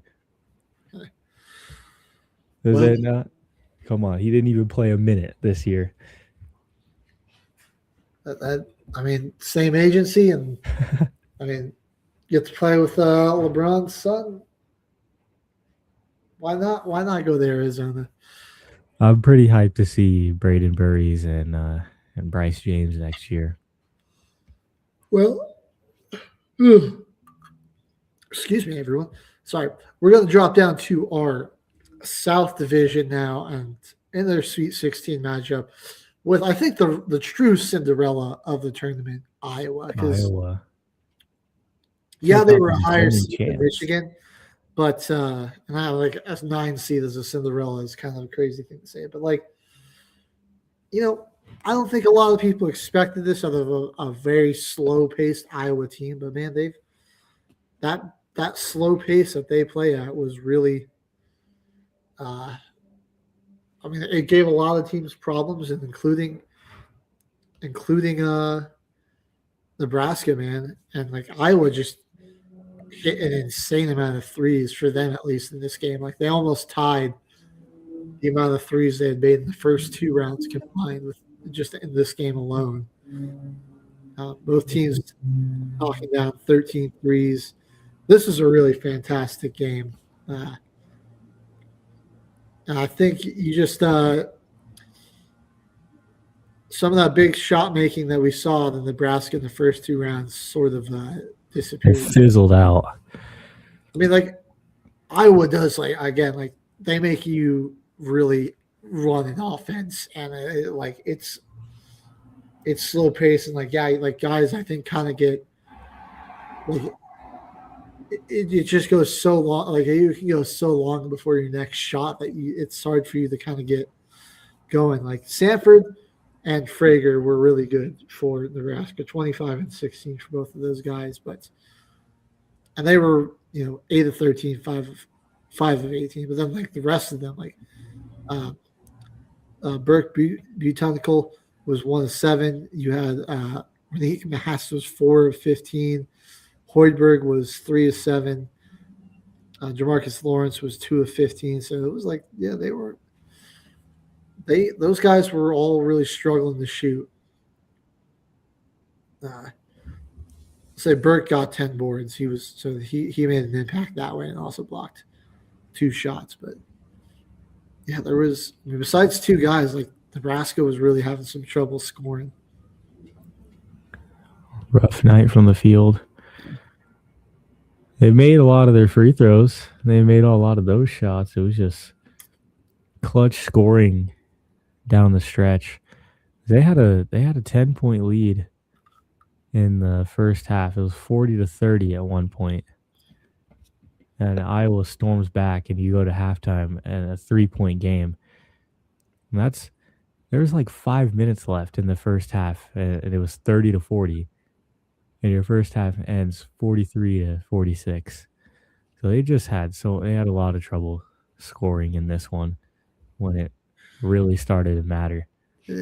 Sturts was fantastic again, 20 points from him. And then, you were just getting a lot of like great minutes from the guys off the bench, Flageras, Tate Sage, 16 and 19 from those 2. Sage also had 8 rebounds. He hit 4 threes for them. You got a little more, Cooper Koch gave you some scoring with 11 points there. 3 of those were being threes or 9 points came from 3-pointers. So it was like Nebraska definitely started this game making Iowa play a little faster, but they just Iowa was so good at dictating pace for a lot of this tournament, and they were like one of the slowest paced teams in the country. Like they're going to use every second that whole 30-second shot clock or whatever it is. It is 30, right? In college. 30 is either 30 or 28. Yeah, like it's a little bit higher than the NBA. It's a little longer than NBA. Yeah, but they're going to use it all and take advantage of it. So that was honestly, even though there was a game-winning shot, like this felt like a more exciting game than Purdue, Texas. Just because that game kept going. Like there were a lot less fouls. Yeah, this one got slowed down. Well, you want to talk about a defensive game, but an incredible showing. The Fighting Illini taking down the Houston Cougars 65-55, man. And this was my fear for Houston all season, and something I felt like was going to be the reason they get eliminated was just an inability to really score when their defense isn't generating a lot of turnovers and they aren't just dominating teams rebounding the ball. They don't have a very dynamic offense and like a team that can score in bunches and get out to a good lead could really give them some problems. And that was what we saw. Like it's 24-22 at halftime. And then starting the third quarter, or not starting the third quarter, but like after trading a few buckets, Illinois goes on a 17-0 run, and it was over from that point. I mean, like Tennessee just doesn't have the firepower to come back from a deficit like that. They lost the rebounding battle. They didn't force too many turnovers. There's a lot of size, for Misevic and Mukovic, Islavage. Heaton Wagler's even taller. Like he had 13 points and 12 rebounds in this game. It was 2 block shots as well. So it's like you just couldn't you couldn't just get easy rejections or easy boards and turn that into some transition offense, Yeah. And a real bad shooting night. Houston only was able to get 2 free throws in this game to Illinois' 21. So they really, it was a bad shooting night from your main scorers. Chris Sinak was 3 of 12. Kingston Flemings was 4 for 10. Emmanuel Sharp, 7 for 16, but he was 3 for 10 from deep. Yeah. So they weren't really getting that great of looks. And Chase McCarty being 3 for 7 off the bench as like your spark plug guy. It's pretty tough. A lot of Houston's games, even though they're known for having such a good defense, when they lose, it's because the other team is playing very good defense and affecting their shots and generating a few turnovers. That's the thing, is like it also means that like they're making more shots on Houston and getting set in the defense. Like, yep. I think a lot of the times Houston can benefit from them playing great defense, getting a stop, and then it's a little more difficult to get your defense set after a miss or a turnover rather than a made bucket. And they would benefit off of that. So, but yeah, like the second the team can just score or go on a bit of a run, they struggled and they just couldn't keep pace. So that was a really good showing from Illinois there. And then they also finally put a stop to Iowa's run here in the Elite Eight. Despite 24 points from Bennett Sturtz, man, he got another really fantastic game, 24, 3-3. Guy played the entire game, but it just wasn't enough.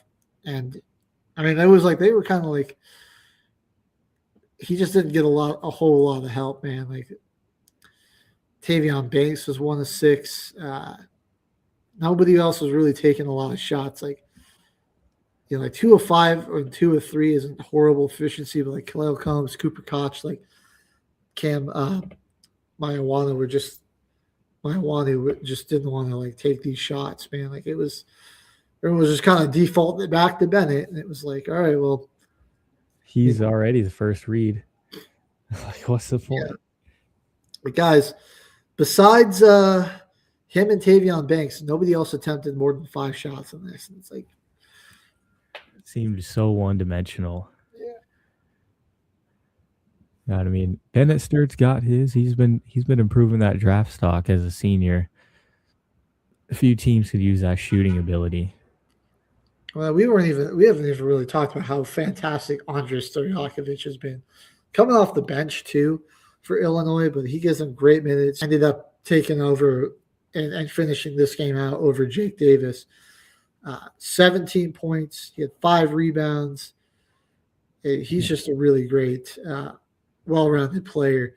Maybe not as good of a shooter as his dad. Didn't attempt any threes in this one, but he's much better posting up. He's a good rebounder. And he more so prefers to score inside. So, and Wagler, 25 points. I mean, what more is there to say? Kid's a top 5 pick probably at this point. He's just a bucket. And I mean, yeah, it's pretty. I think it's pretty obvious there that these guys are going to be going pretty early. Yeah, top 20, 17 points per game. Insane field goal percentage, 44.5%. And just taking over in big games like this one in the tournament. As a freshman, as a freshman player like this, to just like in the Elite Eight matchup like this, take control. And, it's a lot on the line. Yeah. I mean, he was 8 of 17, so he was shooting pretty well, got to the line and knocked down all of his free throws. And only 2 turnovers. That's like the big thing. Like, protected the basketball. Didn't, they weren't like bad turnovers. Like, Iowa plays good defense. It was like some tough, like, he had to kind of throw a tough pass that got away from him, went out of bounds. And I think the other one was just like, if I remember correctly, just a backside poke away, something like that. So, he just was nothing like egregious, like It's very hard to go a poised. full game without Right. getting one turnover. Especially when you're going to touch the ball, A lot. You're gonna have your hands. I don't even know what his average touches a game are, where he just has the ball in his hands, but it's probably 70, 80, something like that. Yep. It's tough to not turn the ball over when you have it that much. It's going to happen. So, yeah, great composure from this guy. And then Illinois just overall with just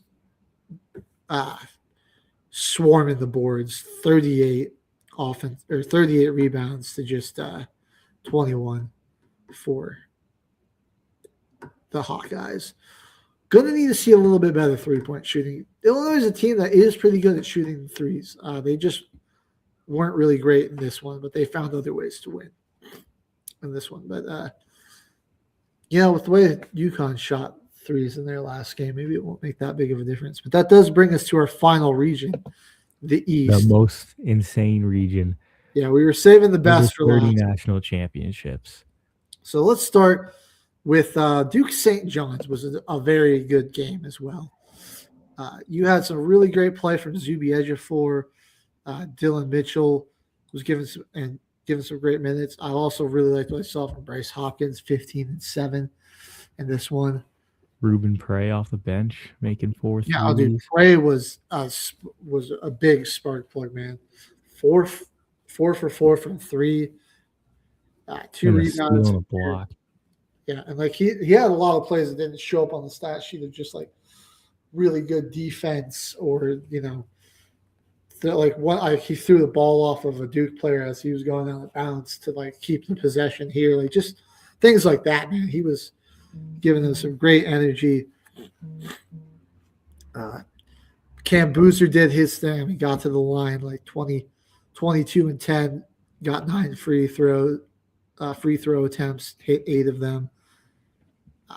Isaiah Evans he had a great game, but that's probably not what people are going to remember from him in this tournament. But 25 points. Yep. And this whole team. 4 boards. It's a really good team, man. They got 11 from Foster off the bench. I mean, they kind of dominated the rebounding margin, especially there in the second half. 40 to 27. Yeah, 40 to 27. And, this game was close the whole time, but Duke just got some crucial rebounds late. Got to the line. St. John's kind of had to foul. Ended up with fouling 20 times in this game. So,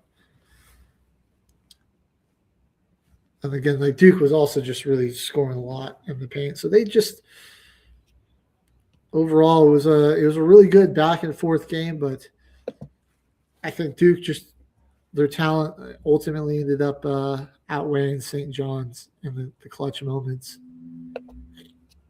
On the other side, though, Michigan State and UConn was another very good game. This region, the whole way through, was just duking it out with each other. Oh, yeah. I mean, they're really, besides some round 1 blowouts, pretty much close games. This was the most competitive region, I think. Yeah. But this game, you had, 4 Michigan State starters scoring 12 or more points, but nobody scored more than 14. So it was 12 to 14 was kind of where they were at. But you'll take that in a game where your opponent only scores 67. They just weren't quite able to catch them, only scoring 63 here. Terrence Reed, another fantastic game, 20 points, 5 rebounds, 4 assists, 2 block shots as well. His whole tournament run has been insane. He went so under the radar all season, just being one of the guys on this team. He was more of a role player, rebounder, not really as much of a scorer during the regular season, but he really has shown. If we would look at his tournament run so far, 31, 27, and 3 against Furman, 10, 13, and 2 against UCLA, 25 and 4 against Michigan State, and 26, 9, and 3 against Duke. We'll get to in the next round. But yeah, he having just really consistent center play is underrated. Like a good guy that can play defense, affect a lot of shots, and get you some just crucial boards, man. And he's been doing that. He did that in this one as well. So the Caravan, man, 17 and 7 from this guy, also hitting 3 threes as well. They were 9 and 21 from 3, which was, I think, probably the big difference of them winning this one. Neither team, like both teams, were sub 75% on their free throws. Just ultimately being able to hit a few more 3 shots than Michigan State. Even though they got outscored in the second half, they had enough of a lead where they really already had the game won. Yep. They just needed to make some crucial plays there down the stretch. So we'll see. Fears will be he's a sophomore. I feel like he's probably the type of guy that stays in college. Jordan Scott, a freshman, so you'll still have him. Please, probably Kohler. Yeah, that's what I thought. He's a senior, so gonna have to fill that role. And I believe Cohen Carr is also a senior. As a junior, he might do one more year just because he hasn't been like a huge scoring guy, but he's got an insane college. He's got a pretty nasty college resume. Yeah, and you get Carson Cooper you'll have to replace. But then Tom Izzo, Michigan State, they'll be back, but weren't able to get past Hurley and the Huskies in this one. Now we go to, absolutely the game of the tournament. Duke, UConn. Maybe a top 10 tournament game of all time. Seriously, though. Just a fantastic matchup here. You had, we already talked, Reed 26, 9, and 3, 4 block shots and 2 steals as well. Like, he was phenomenal. But UConn really struggled to shoot in this one early. They ended up being down by 19 in the second half. But yeah, they were only 22% from 3. Kept fighting back. 22 attempts at the line for Duke. Cam Boozer was really good in this one, 27, 8, and 4. Caden, man, he had a good game, and nobody's going to remember that because despite 15, 5, and 6, made the crucial mistake of trying to throw the ball up court, up to after UConn gets a couple free throws, and you're down. They're down 72 to 70. Duke's just got to inbound and try to get fouled, honestly, but yeah, they got to let UConn foul there. You're up 2. Like, what are you doing trying to just have the ball out of anyone's hands? Get the ball up the court. He didn't miss a free throw all game. I think I would have loved to have him on the free throw line in that moment, in that clutch time moment. Honestly, I feel like you got the inbound fine. Like, why didn't you just hold it? There's no possible way for you to get a back. I feel like they were panicking to get it across half court, so they didn't give up that 8 second. But still, there was only 10 seconds on the clock. I think it was even less than that, man. It was like only 6 to 8 seconds potentially. Yeah, it was like 6 to 10 seconds left. They probably wouldn't have even got the 8 second. Yeah. I think in college, isn't it a 10 second? Or am I? No, it's 8. It's 8? Okay, I'm thinking something else. But yeah, no, there really wasn't any reason to try to advance it. Yeah, they had no need. I think you would have had to make UConn foul you there. So Cam honestly probably shouldn't have even tried to pass it in when he did. And then things just started getting it going and flowing, and that's where having a freshman guard can be kind of detrimental because that was, like a senior probably would have been like, okay, like crap, like why are we throwing this ball so much? Like let me just hold this. I got two guys closing in. Trying to throw some hook shot up over two defenders to get it up court. Not the play there. And got to give credit to Caravan because, like, first of all, Mullins gets that shot, right? Or gets the ball back, gives it to Caravan. You're a senior, this could potentially be your last game of basketball ever. But, like, I mean, like, you've got a shot there, but it's going to be double cover contested. He's already having a tough shooting night. Yeah, you've already made 1 3. Like, it could be tempting to try to be the hero because this is, your last game. But I think he made the heady play where he's like, no, you're more open, Braylon. Like, you take this shot. And it was deep, man. I mean, that was from the logo. Half court. It was from the logo. And this kid had made a 3 all night. He was 0 for 4 to that point, 3 for 9 on the game.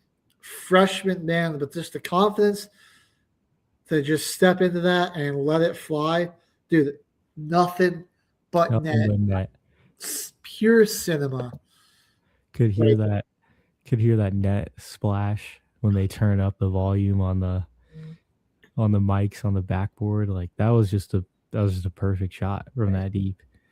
Absolutely. Incredible. It looked like Duke just didn't know how much time was left because he shot a wide open 3 and there was a Duke player right in front of him that could have at least like that was Isaiah Stewart or Isaiah Evans. It was Evans, yeah. Who had a fantastic 25 and 10 the game before. And you'll never believe what his handle on Instagram is. Get a hand up. Get a hand up. Bro didn't even put a hand up. Just shrugged his shoulders. He wasn't even looking at Braylon Mullins. He was looking in a different direction. It looked like he was trying to see either the clock or what John Shire was telling him to do. Yeah. I think in that, like, Shire might have honestly made a mistake. Like, he was kind of waving his hands. Yeah, maybe he distracted his players. Like, in that moment, as like a coach, like, you kind of just got to let your guys do their thing and focus on the court and just hope that you've showed them the way. Yeah. The whole season. So then you sent me that clip of them going over that. It was a Bulls Cavs game with like 4.4 seconds on the clock. Yeah, the last second turnover led to a game-winning shot because they held the ball and like dropped it out of bounds, and there was still time for the other team to make a play. And I mean, and that situation, because like there weren't a lot of seconds. Like I'm pretty sure it was 6 or 5.5. I don't remember it exactly, but like what like he showed was like the Bulls player getting the missed rebound and just throwing the ball as high as he could into the air because there was 4 seconds left. Shot the game clock expires. You're not going to get a violation or anything, so like it's over. They can't do anything. Yep. So honestly, they could have done that. They could have just thrown the ball up too. And you have your strong power forward just huck the ball as high as you can. Try to hit the ceiling of the gymnasium, and that's it. Game over. You're in the Final Four. But I know that probably blew up a lot of people's brackets right there with that shot, but that's March, baby. That's why we love it. Look, man, I think that stopped our community bracket from being perfect too, was not having Duke in the Final Four. I don't even care. I don't. I root for chaos over my bracket. And that was chaos. We love that. And that's like a top 10 shot in basketball history. I don't know where you would rank that all time, but I'm talking like NBA included. Like there aren't too many more shots that, just given the circumstances, the stakes, how much they were down, just carried more weight in the situation than that shot. It was fantastic. Yes. But all right, looks like we've run a little bit past 12 o'clock, but we did get through all of our matchups today. We did. And it was been an incredible tournament so far. I cannot wait for the Final Four and national championships. But we'll probably see some more game winners, man. It's been back and forth all tourney. There's been so many close games. I cannot wait. We'll have it all for you. Make sure you tune in tomorrow. We'll be back with some more sports news. UFL opening weekend, MLB opening weeks gone through. We got NBA and NHL playoff push coming in. NFL draft news to discuss. So we'll have a busy 30 slate. days. Yep, busy slate tomorrow. So make sure you're there tomorrow, 10 a.m. Eastern, here on Military Broadcast Radio. We'll catch you guys then. Signing off. Life is like a duck. Tough times don't last, but tough people do. Here at Military Broadcast Radio, we're teaming up with our friends at Die Tired, the veteran-friendly music band spreading strength, resilience, and mental health awareness one shirt at a time. And check this out. Their brand new shirts feature broadcast beaker right on the breast pocket. A reminder that you can weather the storm, and you're never alone. Shirts are only $25, and proceeds support giving veterans a voice. MBR's mission to teach veterans how to podcast and videocast. Because when our vets are talking, they're not overthinking. They're not second-guessing. Together, we stop the 22 stigma. Grab your shirt today at mbradio.us and hit the shop. Or go directly to toramerch.printavo.com/merch/dietiredband. That's toramerch.printavo.com/merch/dietiredband. Suit up, stand strong. Remember, we're unduckable together. You're built tougher than the storm. Ladies and gentlemen, thank you for tuning in to Military Broadcast Radio. As we wrap up today's show, we want to remind you that the podcast of today's episode will be available right after we go off the air. So if you missed any part of the show or want to listen again, be sure to check it out. And remember, we're here to support and honor our veterans. Your stories and experiences matter, and we are committed to giving you a platform to share them. That's right. We're here to give our veterans a voice. So don't forget to catch the podcast and stay connected with us. Giving our veterans a voice.